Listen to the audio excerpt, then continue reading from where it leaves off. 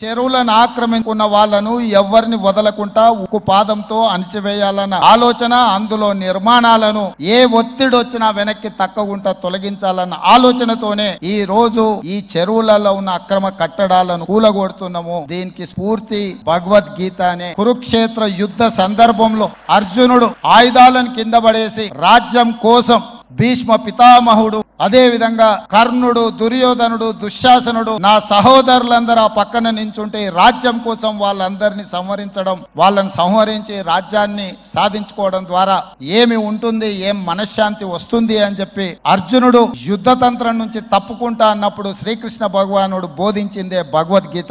చంపేదెవరు, చంపించేదెవరు, లోక కళ్యాణం కోసం నీ బాధ్యతను నెరవేర్చాల్సిందే. ధర్మం బ్రతకాలి, అధర్మం ఓడాలి అంటే నువ్వు యుద్ధం చెయ్యాల్సిందే అనే యుద్ధ నీతిని ఆ రోజు అర్జునుడికి బోధించింది శ్రీకృష్ణ భగవానుడు. ఇవాళ ఆ శ్రీకృష్ణ భగవానుడి బోధనానుసారమే ఈ రోజు ఈ చెరువులను కాపాడే కార్యక్రమాన్ని నేను తీసుకుంటున్నా.